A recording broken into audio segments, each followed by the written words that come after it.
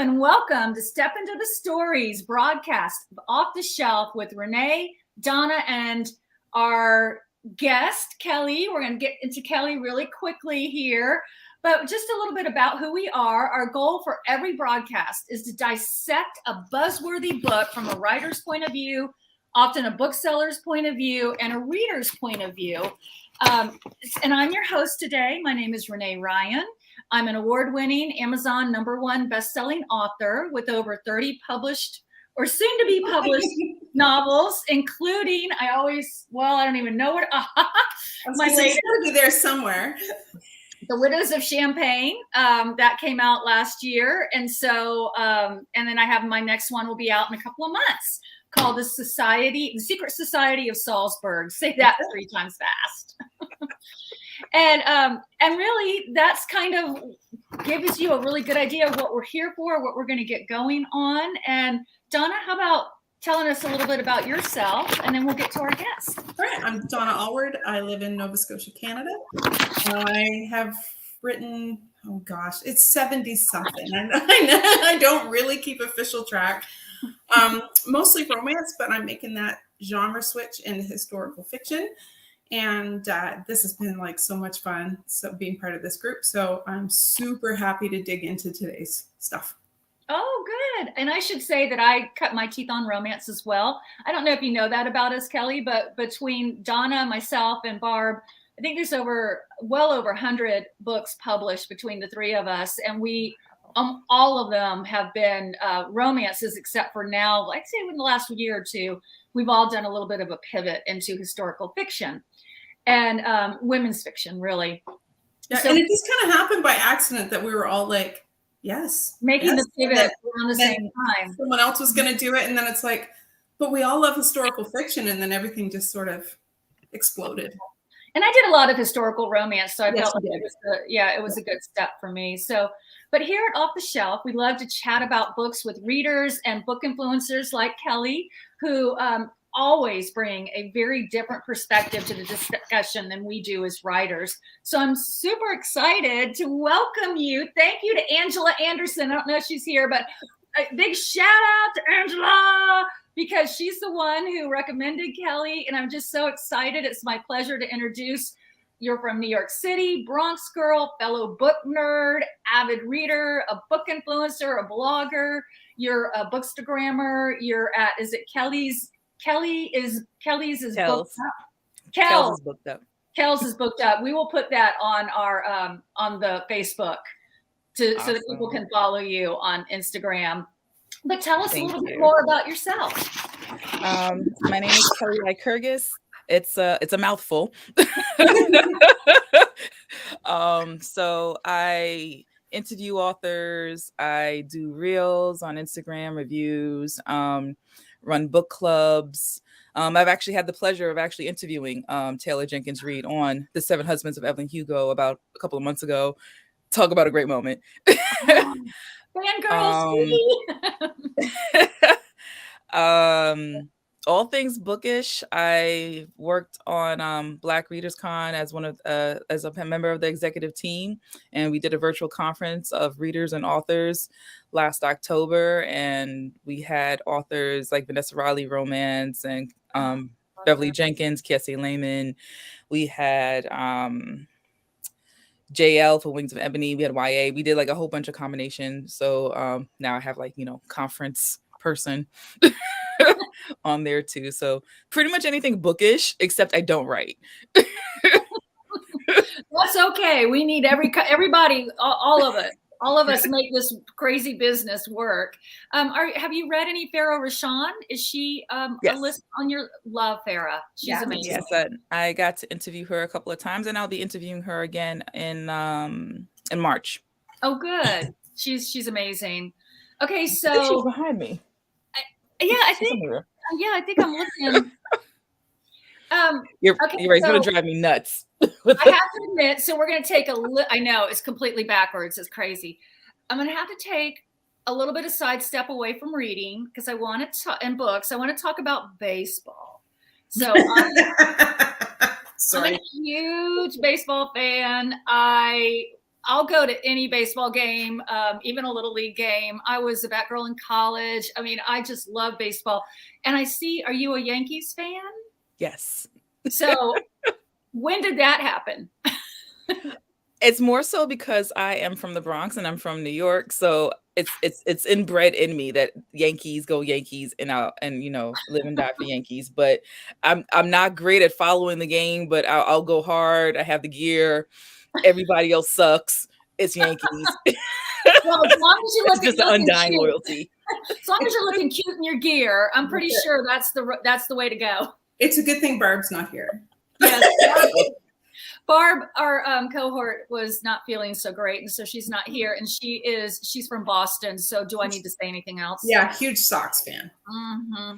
So here's a joke. My husband, he got into Harvard for a master's degree. So every week we travel from New York to Harvard because of COVID. It's a hybrid, in person and online. And one of his coworkers gave him a Boston Red Sox hat right before he started the school year, and he refuses to wear it. So he wears his Yankee hat when we go up to Boston for his classes, and we get so much mess. Oh, I love it. So speaking of your husband, I admit I checked.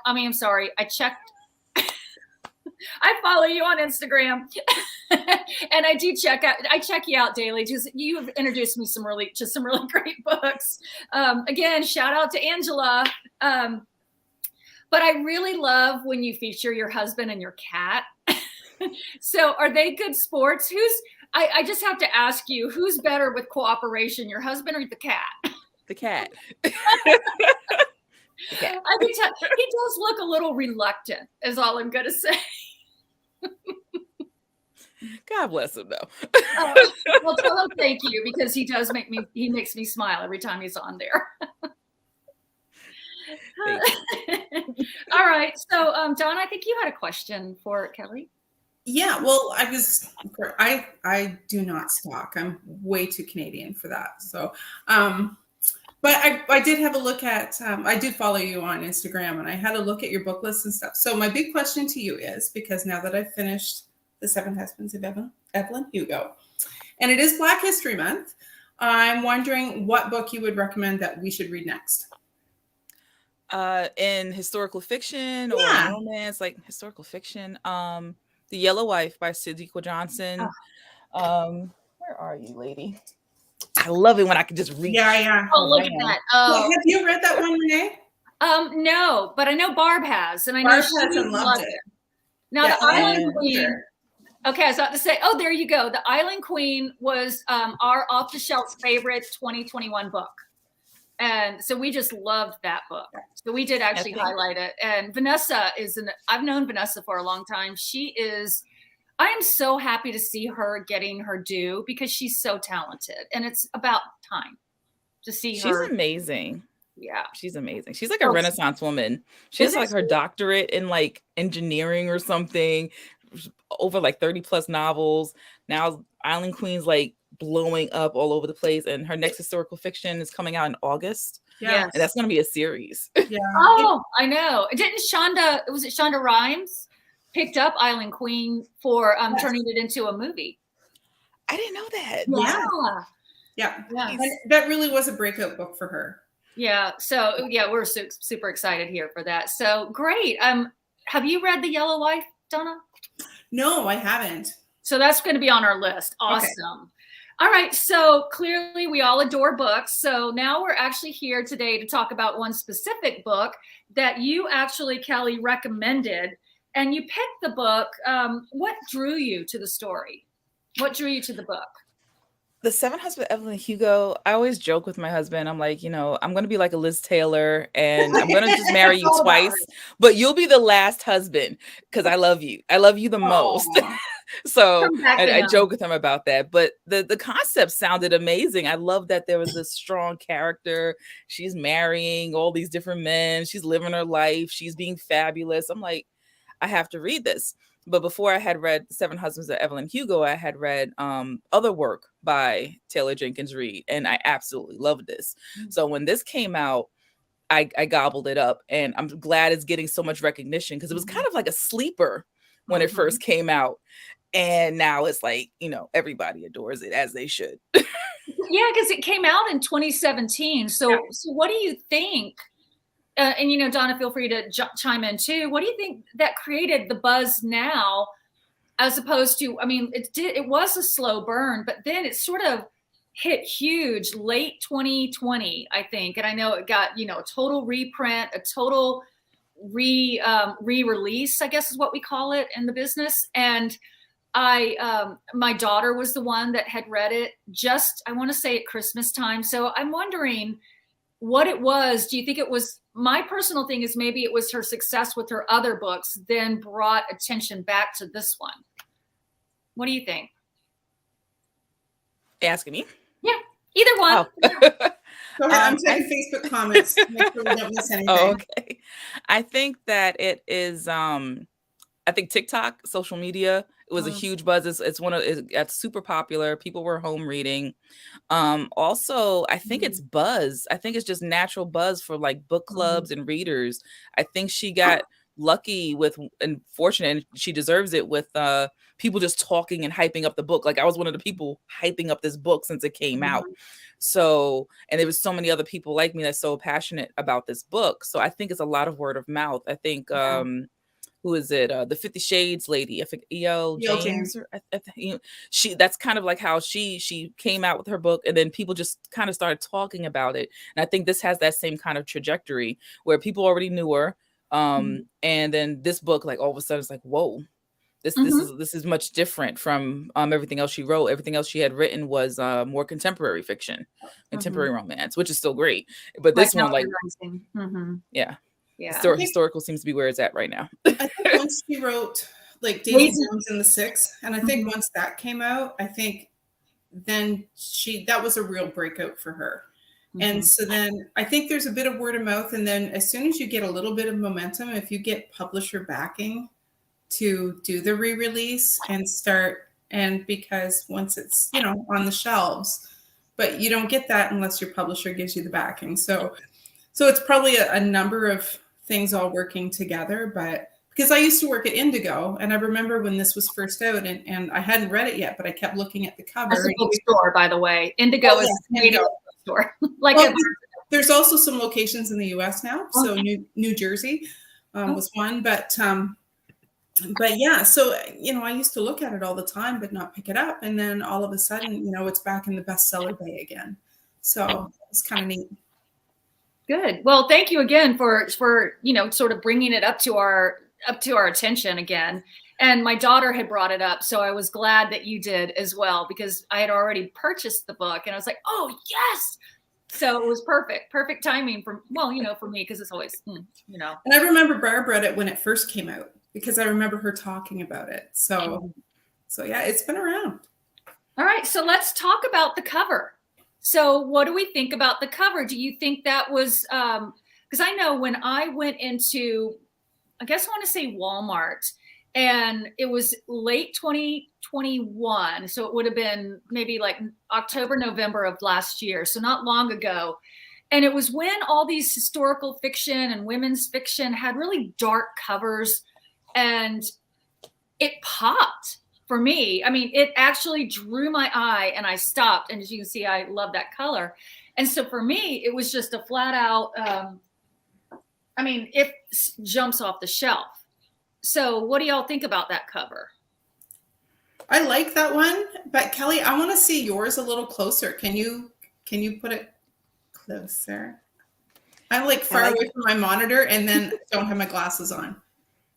Okay, so it's still the signature dark green, but a little bit different.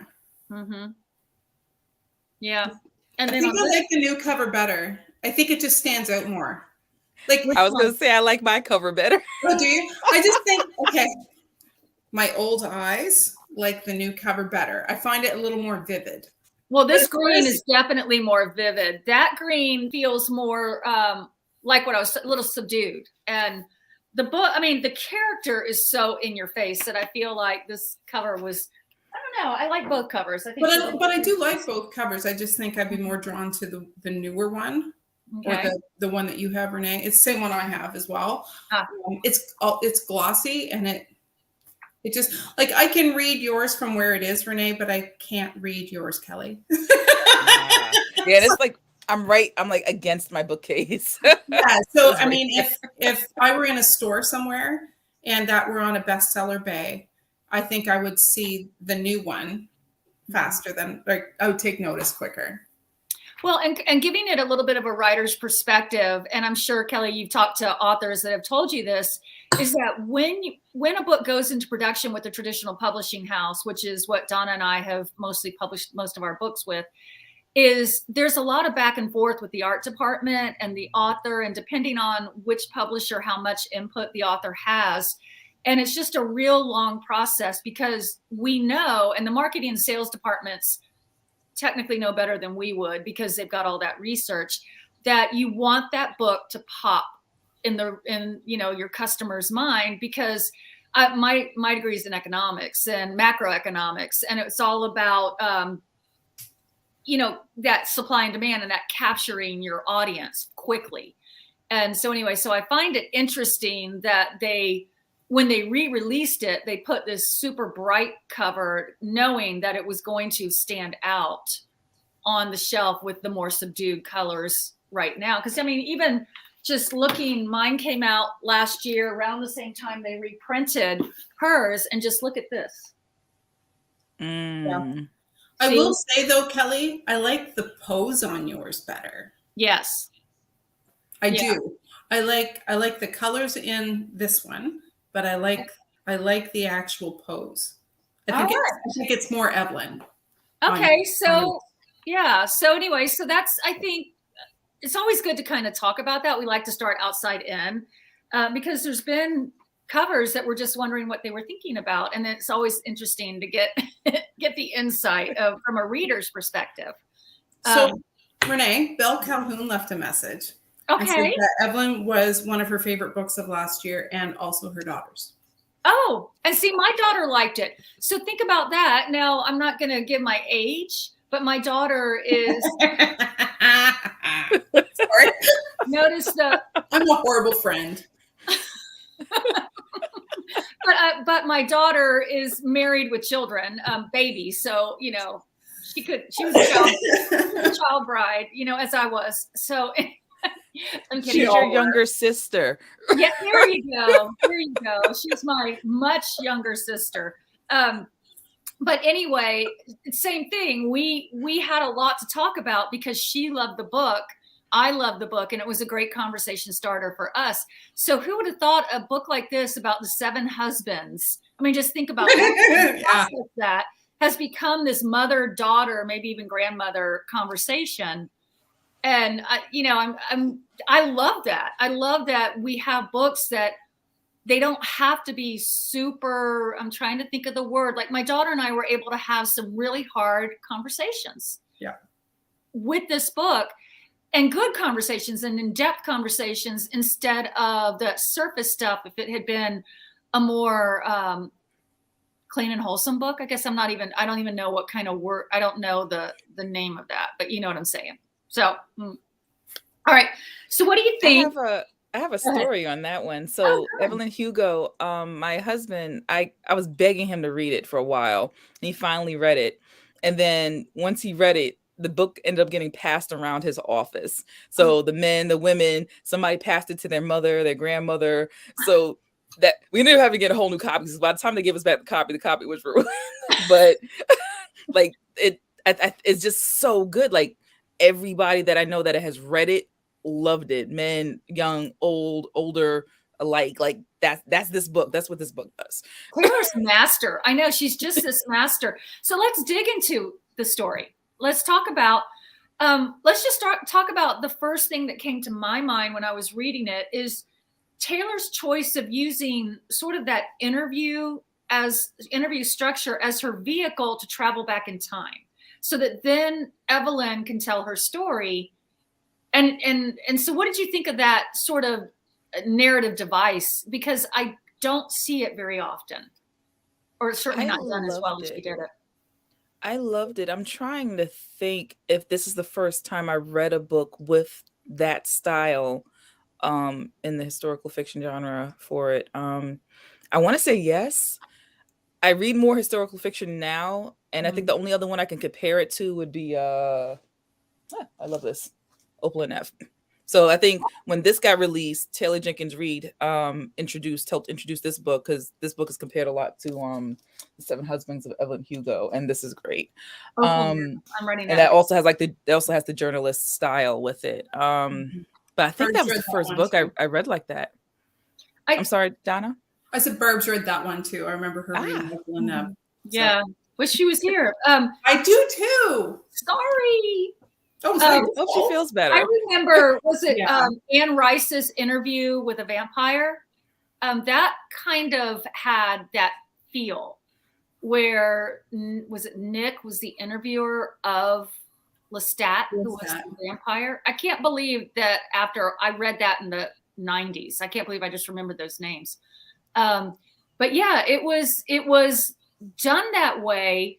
It was done in a similar way, but I felt like this was actually she's there to interview her.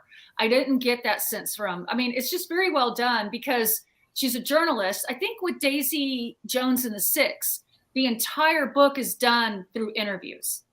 And there's no in-person, it's somebody telling you about Daisy from all these different perspectives through interviews. So it's not, Taylor has used it. She used that style again, but I think she did a really good job. And it didn't feel, sometimes a journalist or journalistic approach can feel distancing. Yeah. But I didn't feel that with this book. Well, not just that. I think sometimes when you have like the transition from Monique interviewing her to Evelyn then, relating everything. Sometimes I feel like it's very obvious, like it's not a smooth transition. And I felt like those transitions were so smooth and that Evelyn's voice was so conversational. So it didn't sound like someone, and I say that, and this is going to sound like I'm contradicting myself, but it didn't sound like someone was telling you about their past. But it was like, I don't know. It was, I just felt like that whole transition and the way that she wrote Evelyn's point of view and those bits were just so seamless and so like she's just so readable. Mm-hmm. I was kind of jealous of her ability to do that because it flowed so well and you got such a handle on who Evelyn was, but it never felt like she was giving an interview. Right. I don't know. It was great. And that's from a writer's perspective, we talk about this a lot, Kelly, is that the idea when you're reading, as my job as an author, when you are reading one of my books, is that you don't realize you're reading words, that you get so caught up in the story that you forget you're reading words. And there's a skill set to that you can learn a little bit, but it's more instinctual and you either have it or you don't. And Taylor really, I think it's just who she is as an author. There's also this thing about subtext, like who we are as people starts to sometimes show up in our books. And I get a sense that I got a sense that Taylor is just a very fair person because I felt like she told Evelyn's story in a fair way. Like, because if you think about, like you said, like, what's her name? Liz. Minnie? No. Oh, Elizabeth Taylor. I kept thinking about Elizabeth Taylor in my head, with Richard Burton and all the different husbands. And I started kind of trying to think about her. And I don't know if she's always come off as likable, at least through the media. And I feel like Taylor did a good job of creating this character who's not necessarily likable, but then you end up being super sympathetic. And I don't know, we could dissect that technique for all, till the cows come home. And I live in Wisconsin, so yeah, the cows do come home. And I'm a farm girl, so that works for me. All right, so let's talk about Evelyn and her choice to deny her Cuban identity. How did you feel when you were reading that part of the story? Because that was really sort of at the beginning of her journey when she went to Hollywood. I thought that was realistic. That is the story of a lot of people that could pass. And especially in that day and age where, not to say racism isn't like a huge thing now, which of course it is, but it was a whole nother different level then as well. So for her to make it, she felt she had to make that choice. I like to compare it to I Love Lucy. So I Love Lucy almost never happened. They wanted to change Desi Arnaz, which was legitimately Lucille Ball's husband, to a white actor, and she refused. So they brought that show on the road and did radio shows through the country to show that it could work with a Hispanic male lead as her husband, which was her husband. And they proved them wrong, and they ended up having to do a lot of the production themselves. Like, they owned all the credits. So they chose to go that route. But so I think of it like that. And a lot of people, once they get to this country, even sometimes now when people immigrate, they just kind of try to assimilate just to try to make it, because when you're seen as different or other, that it's a lot that people go through when they come here. So I wasn't in love with that part, but I got that part. I've seen that part. My mother's grandmother raised her, and she was from Panama, but she didn't teach my mother Spanish. She's like, no, I'm American, you're American. We're going. So my Spanish is better than my mother's, because she was like, no, we're gung ho American. Like, you don't want to be seen as other. So I got that part, and I see that part, like people trying to assimilate. Yeah. And I think that, the name change and everything, and changing the color of her hair, not speaking Spanish anymore.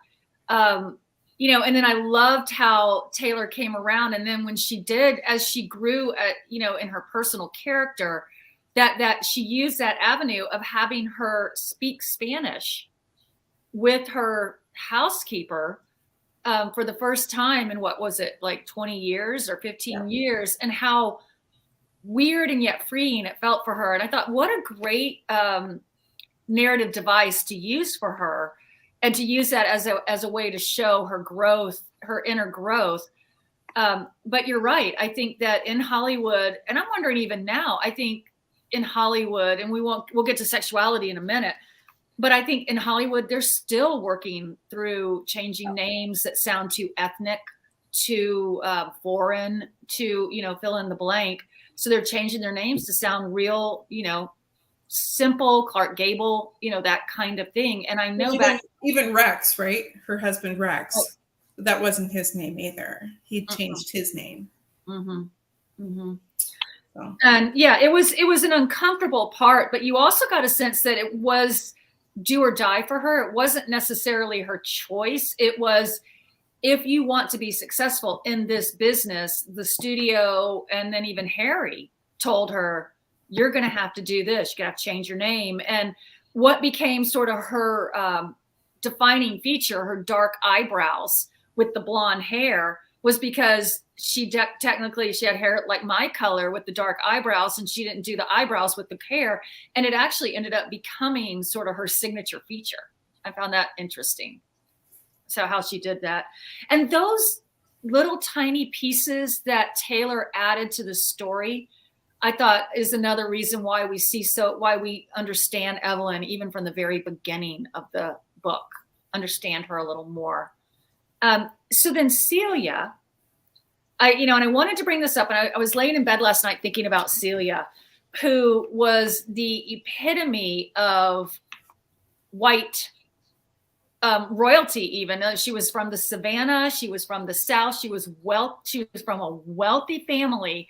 And I really felt that Celia's inability to understand Evelyn's choices of, we have to keep our relationship quiet, we have to do this, we have to present this particular persona, and how Celia kept getting so upset about it. And there was a lot of pushback from her, but I thought it kind of spoke to her privilege and not understanding what it meant to not own who you are. And she didn't even really understand the repercussions of owning who she was. No, I felt like she had the privilege of being a bit of an idealist, where Evelyn never really had that. Yep. And not understanding, because nothing in her life could have prepared her for the prejudice that would have come on her if she had revealed her sexuality, and how she would get so upset with Evelyn. And that part of it was very uncomfortable for me, reading it, because I just wanted to smack Celia. I just wanted to say, you are so not getting it. And Evelyn was very benevolent toward her in a way that I don't even think Celia really ever truly embraced until toward the very end, about how Evelyn's choices were always to protect her, as opposed to, she kept thinking they were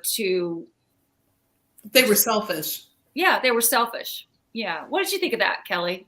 What were your thoughts on all that? I'm glad you brought that up. I never really thought about Celia's privilege and her way of thinking with that. So I'm hearing you guys talk. I'm like, I never put that together. And I probably read this book like 3-4 times. So I didn't put that together. So I'm like processing that right now. But I did get angry with Celia every time I read the book, just because, everything that Evelyn did was for Celia. Like, she adored her. She loved her unselfishly and wholly. And she just wanted to protect her. She wanted to love her. She wanted to live her life with her. And every decision that she made, even if it seemed uncomfortable for Celia, it's so they could be together, so they could like be and live this life. And Celia, she was frustrating. She was very frustrating. She wanted them to live in the world that how she wanted the world to be, and not the way the world was, and still is a lot of the time. Yeah. So I understood that with Celia. That's why I said I think she had the privilege of being an idealist, because she'd never had to face that sort of adversity before, until her relationship with Evelyn was the point where, and you're right, Renee, I don't think she got it, because she'd never had to deal with that before.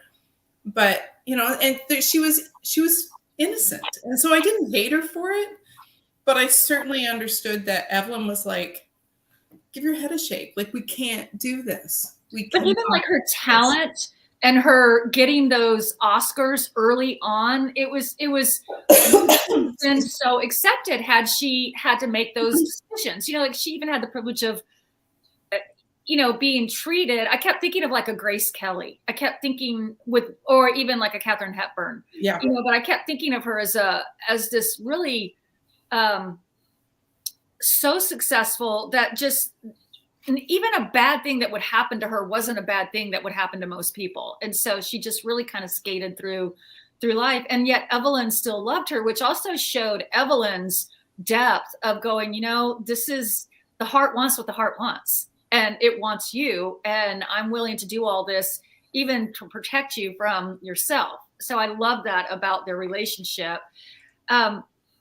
Okay, so let's talk about Evelyn's sexuality and how she kept saying, like, that's the one thing where I did appreciate Celia, where Celia absolutely owned her sexuality. She did not pretend to be anything but who and what she was. And she was okay with that label.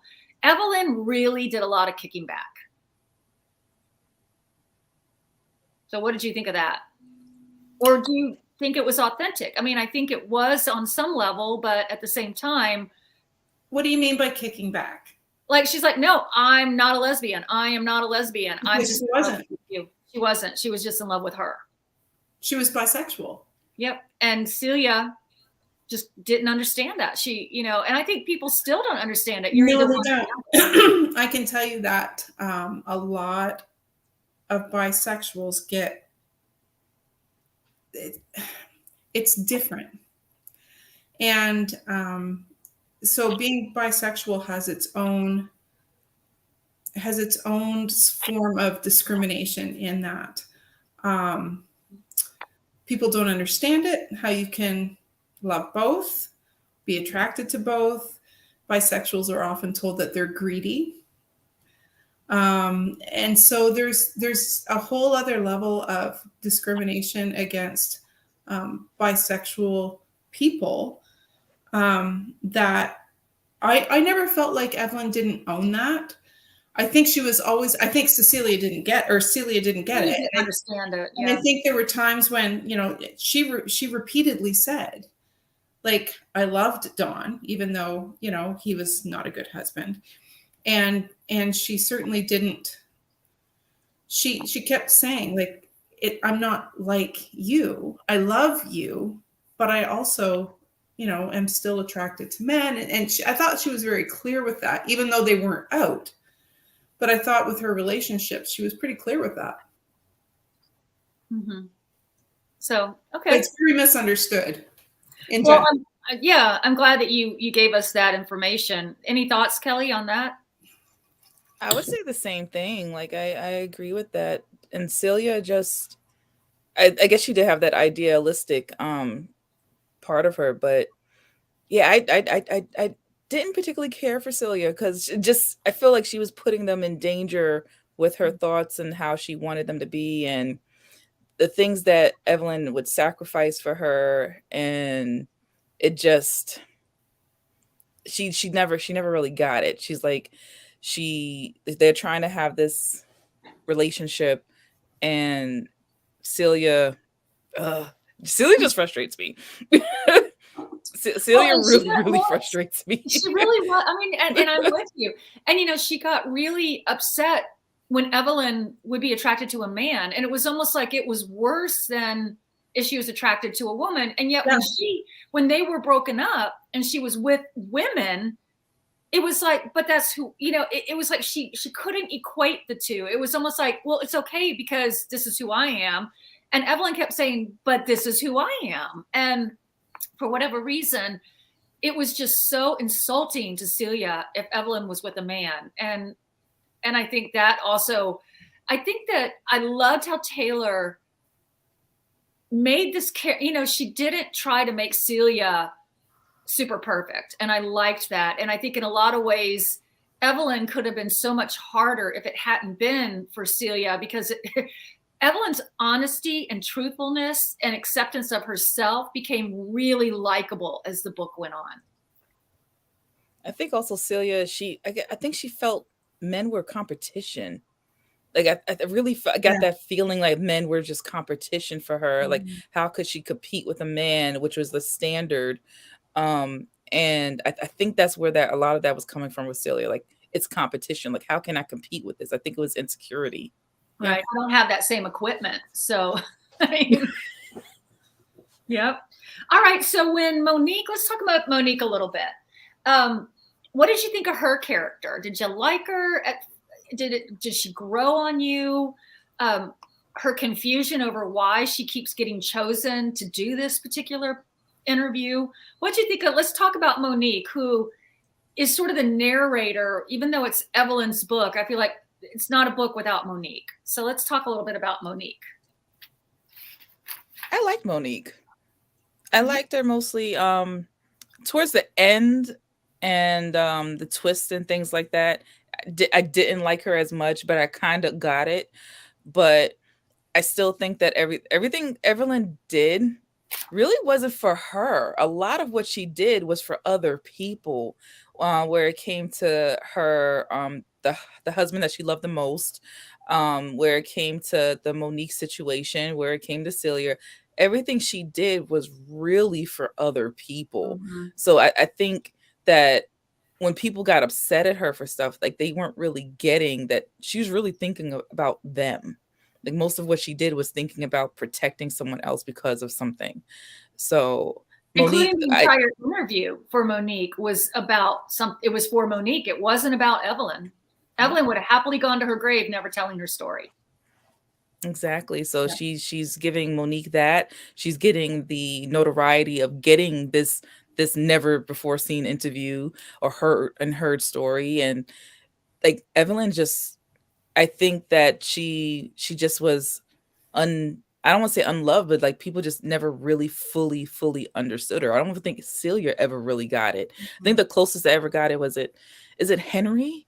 Harry. That was her husband, Harry. So I think he was the closest one that probably ever got that about her. That loved her, truly loved her. Yeah. Yeah. I think the thing about Monique that I liked a lot, as a character arc was how Evelyn kept holding her feet to the fire in terms of, this is how this interview is going to go. If you want it, you're going to have to do this. And making Monique make choices that took her out of mediocrity, because she was already 35. She was heading down this road to mediocrity and was sort of happily wondering why it had never happened for her and how do I ever break free. And Evelyn gives her this opportunity, but she doesn't hand it to her. Like, Monique has to decide, am I willing to lose my job over this particular potential? And Evelyn is so, she's so cryptic with her that she forces Monique to grow up and to become the person that she needs to be. And I loved that, like even the way she interacted with her boss at the beginning of the book. And then as she gets to know Evelyn more and is with Evelyn, Monique has this slow growth, and it shows up in her career and then eventually shows up in her personal life. Yeah. And the one thing that I really loved, and what do you think it meant when she said, I'm going to have to Evelyn Hugo? I was going to say that because I didn't like her in the beginning. And it's funny because I just did a different podcast with somebody a couple weekends ago, and they asked me what my one non-negotiable thing is, and mine's integrity. So when she shows up and Evelyn tells her that, well, you're going to write my memoir, and this has never been intended for the magazine. And then she doesn't tell her boss, she lets her boss believe that this is all on the up and up and they're going to get what they want. And that really didn't stick right with me. And then as she goes on and she has that whole growth that you were talking about, and I never really thought of it as Evelyn sort of forcing her into that, but you're right. I think she did. And then, so when she gets to the part where, she's going to have to tell Frankie, her boss, and she goes in and she makes the deal with Evelyn that this is how it's going to be, or I walk. That's the point where she became a lot like Evelyn. And it was kind of like that, what would Evelyn do thing, So Evelyn would be like, no, we're going to do this on my terms. And I think that was a really real defining moment. And then I started to like her better because then she was like, okay, this is how it is. I'm going to be upfront with you. And if you're not going to agree to it, I'm going to walk. I'm not going to lose my job over this if you won't give me a timeline. And then when she talks to Frankie, she's like, okay, this is how it is, or you're not getting it. And it was just like, yes, girl. So I was really happy with that. But up until that point, I was like, oh, it really made me uneasy because I thought this isn't exactly ethical. Yeah. So I had a hard time with that. And then once she sort of figured out how she was going to handle it and then handled it, I was like, all right, now we're good. I'm sorry. Go, Kelly. I want to hear your point. I had a different take on that because they didn't want Monique. They made it clear they didn't want Monique. They tried to push somebody else. They was like, well, how about this other person? Right. And we have to remember Monique was an African-American woman. They didn't want to give her the job. They wanted to give it to somebody else. And I really feel like if they could have given it to a white journalist that was more popular and more renowned, they would have did that. So what Evelyn forced Monique to do was to look out for herself, and because she would have been replaceable. They didn't want her to do it. So if she was truthful, like from the beginning, and then she's not feeling that confident in her own ability, that would have been that's disaster. So I think what Evelyn did, because remember, Evelyn also a person of color and a woman, she's like, this is what you need to do. This is what's going to happen. And sometimes you have to buck the system. And I think what Evelyn helped Monique do was buck the system. Like, we're going to, by hook or by crook, this is what you're going to do. And this is how you're going to shine with this. And basically F the establishment. And this is what's going to happen. That's how I saw it when I was reading it, because she was looking out for her on like the woman's side, person of color side. And I think I think that's what I think I saw. That's what I got from it. And I don't disagree with that either. Like, I think you're 100% right with that. I think just until she got to the point where she actually did that, it just didn't quite sit right. But I totally agree that unless Evelyn had asked for her, she would have been she never would have gotten ahead. Like I totally agree that Evelyn helped set her up for that. And but yeah, it just until she got to that point, just every time she talked to Frankie and I understand why she had to do it. So even though it didn't sit right, I totally understood why she was doing it. See, and I had a little bit of a different take on it, a little bit more like Kelly, but I remember I was on a board of directors with Farrah Rashan, and she really opened my eyes to, she had spent her whole life, this is back when the organization was finally starting to get that there was racism pretty rampant in the organization, and that the organization really needed to do some hard looking at ourselves and some hard work to change just the face of romance writing, because it wasn't just in the organization, it was in the industry. And Farrah was on the board with me when we were trying to make those changes. And she educated me in ways that I could never have just gone out and educated myself, because she talked about how, and she grew up in the South just like I did. We had very similar sort of backgrounds in terms of my mama and her mama.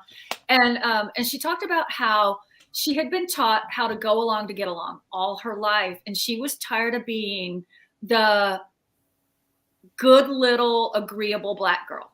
And it was so nice to hear her. I watched Farrah start really getting super bold at the board table, and what we would consider bold. She was just speaking out finally. And her perspective changed a lot of people's minds in the room. And when Farrah spoke, people listened. And I can't tell you how many times that she would speak, and I'd be like, well, damn, I never looked at it that way. And so I saw a Farrah in Monique. I saw that woman who had spent her whole life going along to get along. Here she is at 35. She has this opportunity. I don't want to blow it. This is my go-to, is to go along, get along. This is who I am. This is who I've been, trained to become. This is who I have been conditioned to be. And I loved how Evelyn, who was in an industry, and she did go along to get along as well. And she basically said, no, this is how it's going to be, because it's time for you to break out. And her reasoning was probably not quite as pure when you read the end of the book and you find out why she chose Monique. I think she said it was complicated. Like, things were always complicated. Yeah. So of Evelyn's, let's switch gears a little bit. Of her 7 husbands, I have a feeling we're all going to say the same. Who is your favorite? Henry. Yeah. Harry was just amazing. How could we not love him? I'm just wild about Harry. Oh, Harry. Sorry, I couldn't help it. But yes, I think we all loved Harry. Yeah. Harry was the only husband who didn't have an agenda, or at least if he had an agenda, he and Evelyn had the same agenda. It aligned. Although I will say, honestly, that Rex would be a close second, because they both went into that with identical expectations. Now, was Rex Celia's brother? No. That was Robert. Okay. Rex was which one was Rex? Oh my Lord, I just finished. There's so many husbands. He was the other actor that she was married to for quite a while. And Kelly, help me out here. He was the other actor. He actually was, I think he was more popular than she was. And they kind of like built their careers. She built her career kind of with him, but he was already really popular before her. No, and but he was them together was like the super couple. Was he the one that again? No, he's not the one that hit her. Was that No, Dawn? that's Dawn. Okay. That was Dawn. That was her first husband. Okay. But I mean, when she and I Rex, think that's who Rex is. Yeah, when she and Rex went into it, though, it was very much a business arrangement. Like, oh, that's right. They never ever slept together. And he came into her room. Okay. I think it was after the Oscars, and he sort of propositioned her, and she told him to go to bed, and he did. Like, he didn't push it, anything. It was just, and he went and he did his thing. He was a hound dog, if I remember. He did, but he made no. He liked his women. Yeah, but he everybody's eyes were open. They went into it completely on, everybody was consenting about how this was going to work. Okay. Yeah.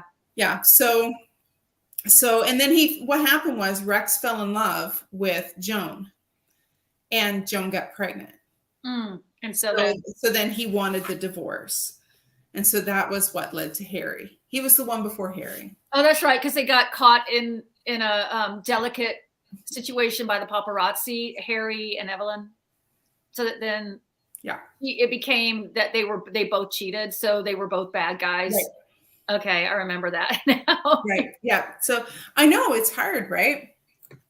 So let's kind of go down this road. Okay, 2 questions left, and these are really kind of fun questions. So as you were reading the book, this is a fun question. Were you putting actors and actresses in the roles of these characters? Or is that just me that did that? I was thinking of people she probably based it on. So I was thinking like Liz Taylor. I was thinking like the brunette from Gentlemen Prefer Blondes. I forget Doris her name. Day? Oh, yeah. The Doris Day? No. Jane Russell? No? Jane Russell. So I was thinking about her. And then when I actually spoke to the author, she was thinking like totally different actresses. And I forget who she said. I forget who I was thinking Katharine Hepburn for Celia, because she was serious and redhead, and I kept thinking of Katharine Hepburn, a more actress. Then I had a hard time thinking of her having red hair, to be honest, because in my head, I just pictured her as this sweet little blonde. I know, a little southern Savannah blonde. I did too, but then she kept saying she had that red hair, and then maybe I thought a little bit of Gilda. What was her name? Rita Hayworth. Rita Hayworth. But then I thought because Celia wasn't real sexy, and so that's why I kept thinking of Katharine Hepburn. Now I can't get her out of my mind as Celia. I liked how she used the Rita Hayworth line, though. Mm-hmm. They go to bed with Gilda and they wake up with me. Yeah. Yeah. And have you ever seen Gilda? Have you ever watched Gilda, the movie, Kelly? No, I need to. And I love old classic movies. Oh, Gilda is that character. That is Rita Hayworth. And you can see why every man and woman on the planet fell in love with her. It is an iconic role. It's worth watching, and it's set in South America post World War II, and it's an interesting movie. So Glenn Ford, I think, plays the guy, and yeah. So, all right, last little question: did the reason Evelyn tapped Monique for the interview come as a surprise? Was that a really good surprise, or did you have a sense that it's the way we're getting there? That no spoilers, but did you see it coming? I was floored. Same. I was floored. Yeah, totally I didn't see that. I put the book down. I'm like, what the? I had a process. Yeah. I love how she did that. I'm like, bear in mind, I read that at 11:30 this morning. Oh, but yeah, I was like, what? But to me, it fit. Like, to me, after you see it, yeah, after you read it and you're floored, and then you put the book down, like you said, Kelly, and then you're going, well, duh. But yeah, like, it fit the story for me, and I kept wondering why she would hate Evelyn. So when that came out, I'm like, oh, like, I knew it had to be something, but I had no idea what it was going to be. And when it happened, I was like, oh. And the stupid thing was, she planted the seeds, right? Like, she kept saying, you're going to hate me. You're going to hate me. You're going to hate me. I mean, and when you look at, the scene was there. Yeah. And even the connection was there, even though the connection wasn't there, and thought the connection might be there, but not really. I mean, It was just brilliant. It was. And then, like I said, when you sat down and thought about it and went back through and you went, duh, it made so much sense. And then how did you like how Monique still at the end, she's like, I still hate her, but everyone loves Evelyn, even at the very end. So I think that Evelyn didn't have to do what she had to do. And even though she had a lot of wrong there, she still did something for someone else. She didn't have to do what she did for Monique. Mm-hmm. And she did it. And that ending, I don't know if you guys are rereaders, but if you reread the book, it it's like you always see something different about it. So I love again, that. like probably like 3-4 times, and it's just like I'm always catching something else when I reread this, because Taylor that happens. she's a Oh, genius. I'm so glad that I gave you something new to think about with Celia. Yes. Now I gotta reread this. And then read her and see, you know, like I said, I was up last night staring at the wall staring at the ceiling, thinking about Celia. I couldn't stop thinking about why I wanted to slap her. And then I realized why. Yeah. Well, I think too with Evelyn, like, because in the beginning, I didn't really like Evelyn either. I was telling Renee earlier, for like the first 30, 40 pages, it just seemed like the opportunistic side was really prevalent. But then as you move forward, then she really starts to open up as a character, and I totally fell in love with her. And the thing I love about her is that even when she makes mistakes, she owns everything. Like there is no excuse. Like she doesn't make excuses. She doesn't blame other people. She just owns it. And I love that so much. Definitely integrity there. And that's hard. You know, what do they say? The most unlikable people are people who are people pleasers. People pleasers are the most unlikable people on the planet.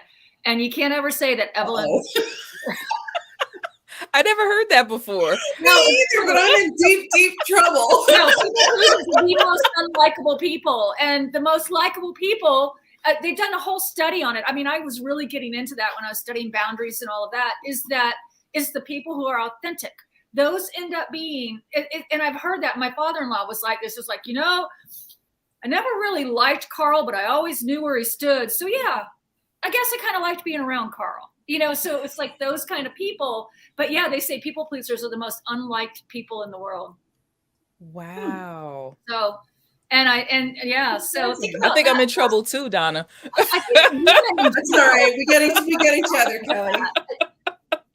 I mean, I struggle with it all the time. And that goes back to Monique making decisions, because I mean, doesn't want to lose her job, but doesn't also want to be unliked and, you know, and thought unprofessional by either Evelyn or her boss. And so she was I actually really loved her because I really connected to her in terms of, I so understand this woman from the very beginning. And like, I loved her. I'm so sorry. I loved Monique because I think what Taylor was also able to do, and we have to remember that Taylor is also a white woman that's writing this, but a lot of times Black women have to deal with the angry Black woman stigma.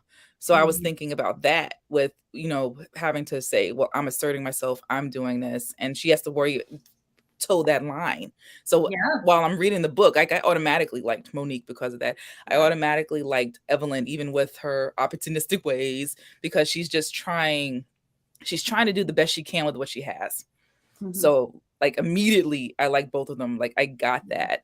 Well, I think she did a good job. With Monique too, I think there were a few spots where she brings up how being biracial means that there's an added complication to some of her, like when she married David. Is it David, her husband?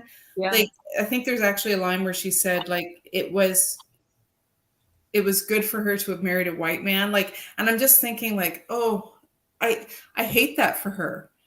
You know, and I feel like it kind of mirrored what happened with Evelyn, with her being bisexual, in that, you know, like sometimes she doesn't feel like she belongs in either place, and how that adds an extra layer of isolation, you know, and complication to things. So I really felt for Monique. And there's a scene at toward the end when her mom comes to visit, and she hugs her mom and she starts crying, and they get looks because she's clearly dark skinned and her mom is white, and that there's an incongruity to that. And I'm like, but it shouldn't be that way.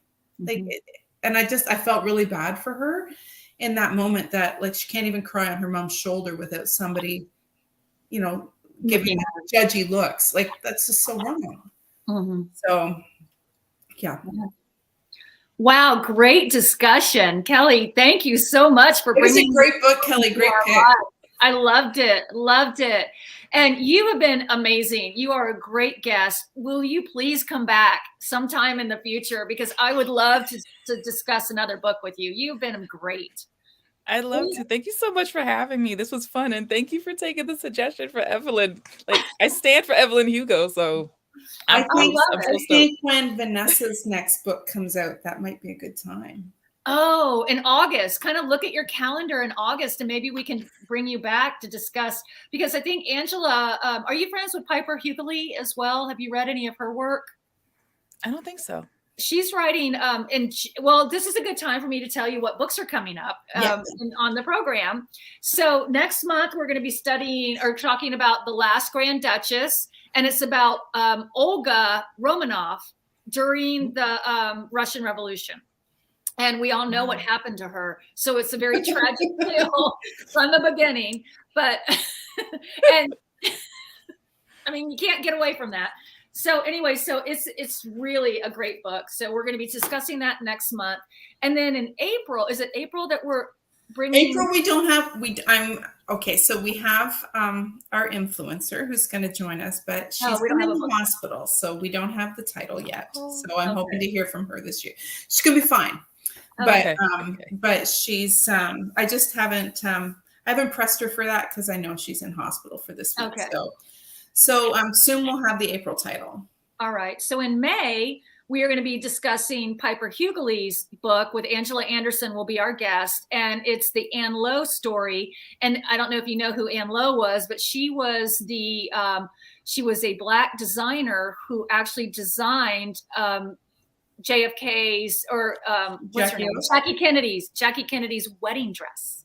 I just saw the description for that book like yesterday or the day before. I got an email if I wanted to ARC. Yes, Piper is so good. Piper started writing historical romance, and she wrote a whole series set in Harlem at right after the Civil War. They're gorgeous books. Gorgeous books. I highly recommend Piper as an author.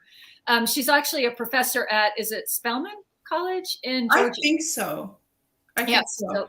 So and then June we have the Lost Book of Eleanor Dare, I think. Yes.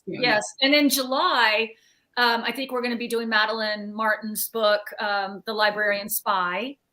We not 100%, but I think that's in July. And then August, we're doing Vanessa's book. We're going to be talking Vanessa's book, her next book. And what is the name of it? Okay. Ooh. I'm going to look it up because I think it's important that we bring this up because I love Vanessa. But Kelly, I may tap you again and ask you to come back because you are so insightful, and I would just love to hear your take on Vanessa's new book. So thank you. I just would love that. So Vanessa's newest book coming out, not The Island Queen, but it's called. I know all the romances keep coming up. Let me do it this way. We'll do it by this way. Newest arrivals. Okay. Yeah, Vanessa's amazing. So Sister Mother Warrior.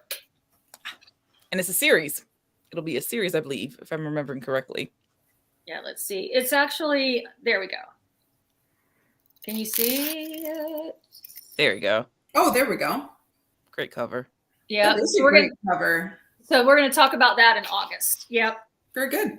So that's what we have on our calendar. And any last words on Evelyn before we say goodbye? I think Kelly should have the last word. Okay, Kelly, you get the last word. Read this book. I loved it in physical. I loved it in audiobook. The audiobook version is absolutely fantastic. So if you have a reader who maybe doesn't have time to physically read, or someone who's not really a reader, I think they're gonna like this book. Like there's something about this book because it's juicy. It is so juicy. That's a great word. But it's so not, a lot of yes, it's juicy, but it's not gratuitous. No. No, and you learn empathy, and you think it makes you think. Like this book, I think you can get a lot of people who typically may not read this genre. Like I got my husband, and he got like his whole office to read this book. Like people, there's something about this book. It is special. It just brings together people who normally wouldn't read. And there's an intimacy to it. And I think maybe that was what the word I was trying to come up with when we were talking about like when you read Evelyn's parts and it switches like during the interview process. but it just felt like everything was, there was just an intimacy to it where the reader was completely invited in. And I love that. Yep. That would be my final word. So I was about to say, so much for giving Kelly the last word. Sorry. All right. Thank you. Bye. We'll see y'all next time. Thanks. Thank you for having me. It was great.